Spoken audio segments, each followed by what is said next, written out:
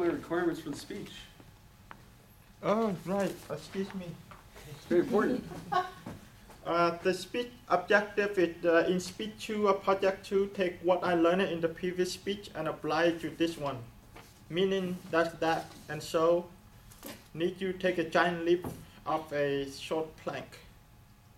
David Nordahl. Okay, for those of you who weren't here, this is not fun speech. Those of you who weren't here last time, Grace completely and utterly nailed me because I said a lot of that's that and so. So my big thing is make sure I don't say those this time. So they need to take a giant leap off a short one. Ta-da! Now for the actual speech.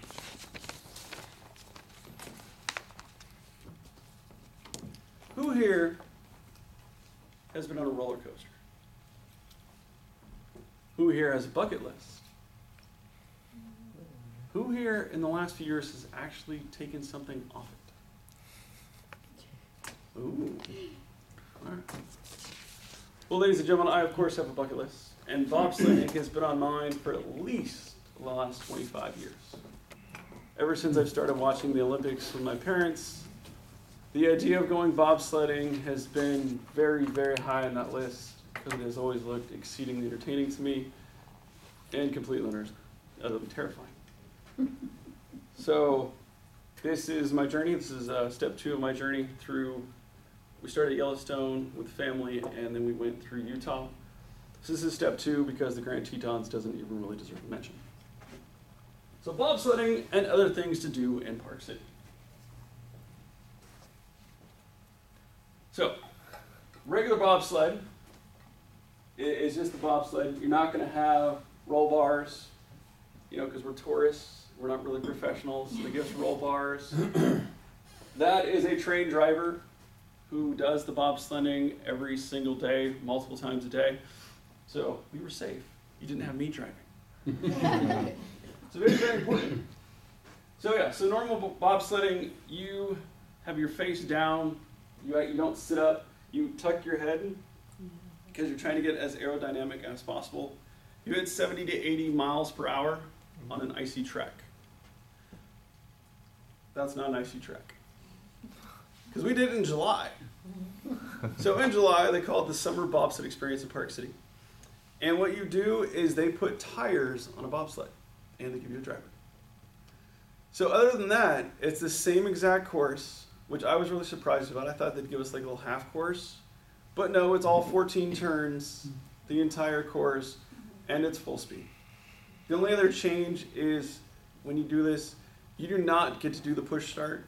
You do not get to jump. You just sit there and they push you off. Well, the next people in line push you off. That's really the only changes. So this is, of course, me in front, my friend Sam, and Heidi is really far in back, which she really, really hated when we were done because she couldn't see anything about where we were going. So she had major whiplash. So bobsledding. In case you don't know, bobsledding is, again, you go down an icy track. And you will all of a sudden, you'll be just going along just fine, and you will all of a sudden be up on your side, feel major G's, then you come back down, and you immediately go on the other side. Okay, that's bobsledding. 70 miles per hour, like you're totally turning. It's insane. Okay, who's heard the phrase, a picture is worth 1,000 words? Do we even have one for video? I'm really wondering, because I'm figuring it's got to be worth 1 million. So I'm going to show you real quick. It is about a minute long down the track. And this is actually somebody else's video, but I did not have a GoPro handy, so I thought I'd show you theirs so you'd see.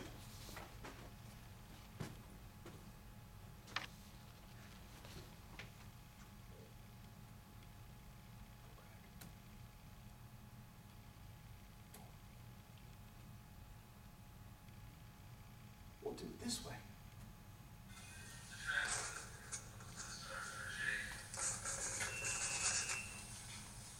So someone, again, they just push you off. Start nice and slow.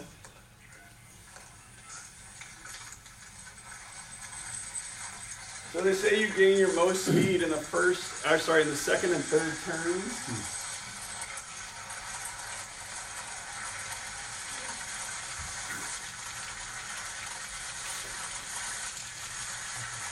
As you can see when they hit this, it's like you immediately go on your side.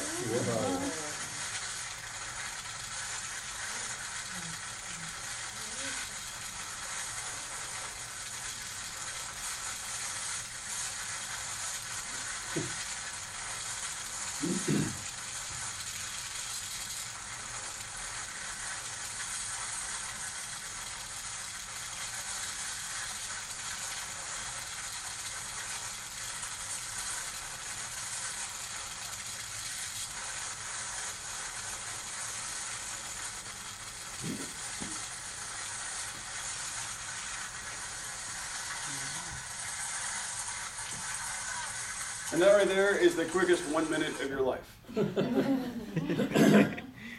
What speed did you attain? Do you know? Fun, free things to do in Park City. I know what you're thinking when you think of Bad fun, technology. free places to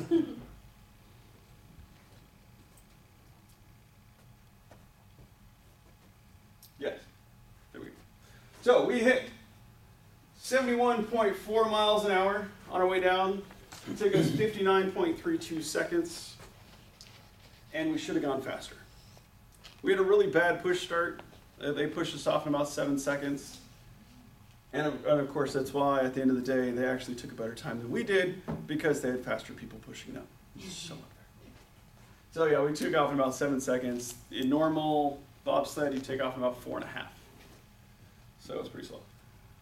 But it was an absolutely amazing experience. And you guys probably saw in the video why Heidi would have whiplash, my wife, because she couldn't see.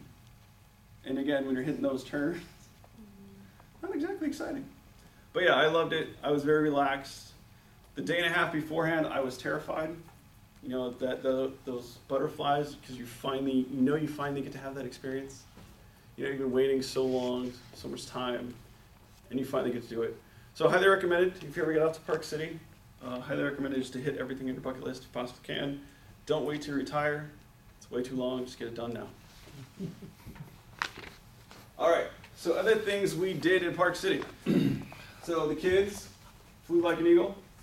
So what this is they have these giant platforms, and then they're 5 feet, 10 feet, and 15 feet tall, and you jump into a giant airbag. And they tell you, yeah, just jump out and lay back. You're like, that sounds a tad terrifying, but okay. So of course Max had no issues at all. He just flew right out and was like, oh, good. Parker did pretty good as well. So they did the thing that they don't really have that fear response yet that as we get older, you know, we attain. So Heidi and I were, of course, just following with style. Old Toy Story reference. So yeah, that was me trying not to look too terrible. Heidi did it all right. A lot of fun. It is free fall. It's only for that 10 to 15 feet. But when you're standing on that platform, it looks really, really high. That was a lot of fun. So lastly, we went into the trees. And we went ropes course. If you've never done a ropes course, they're really cool and pretty scary. The only way I made it through it was because I was like, I'm the adult, I have to make it through it. So you can see Parker's like lovely expression right as we get started. He was absolutely terrified. So he was absolutely terrified. And so you're like 30 feet up. I don't know if you can sort of tell from here, you're on 30 feet up on wood, and then somebody was above you at 40 feet, in case you really felt the need to check your limits. So we were roped in, but then you're just walking from platform to platform and on different platforms. It's the same. I was pretty nervous. Heidi was fine. Parker was not thrilled at all. But what's great is that later in the afternoon, he actually went again. And he did the high one, and I did not. So me and my youngest Max, we started it, and we turned back after the first one, and Parker just kept going. And that was so great because of that fear at the beginning, and he's like, no, I'm good.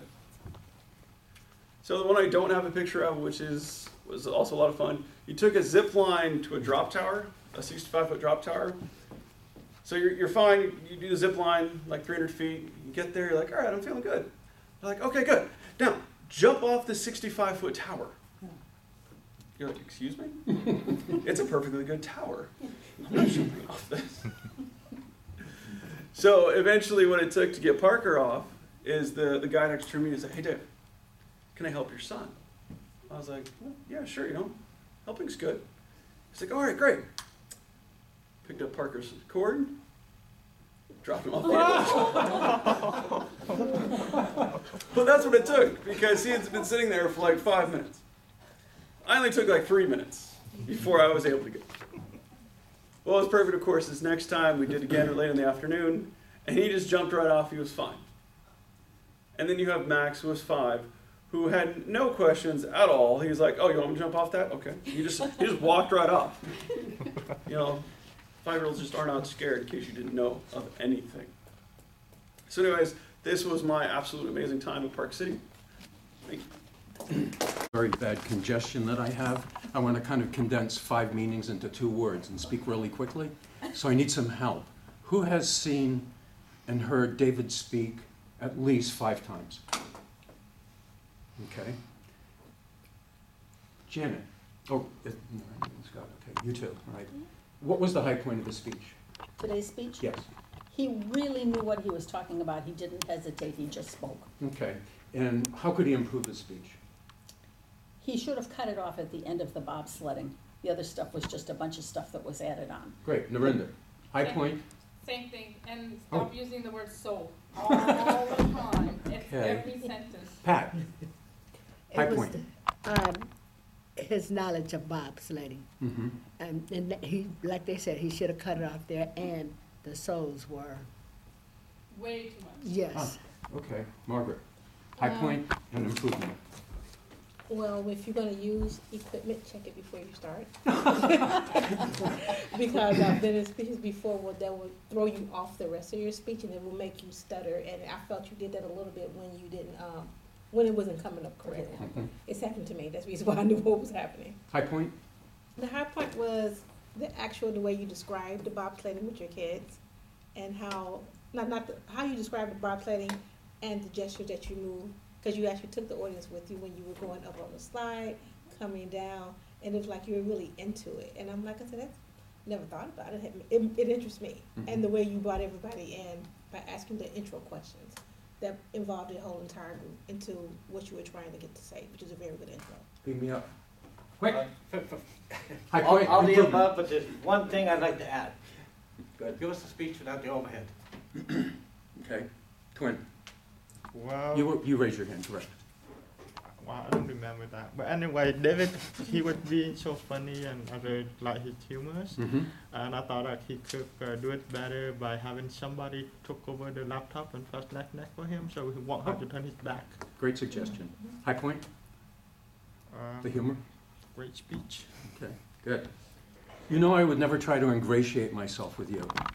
I'd always level with you. I liked a lot of your speech, especially the way you peppered it with humor. I mean, you must have had a half dozen different phrases like "it wasn't me driving," "they don't have any fear response," "hated it until she was done," things like that. I mean, those were just great comments about human beings in general. So I really liked that part of your speech. I liked the visual, especially the going down the thing. That really made it come alive for me. And your description of the details of it were really great. You missed a huge opportunity.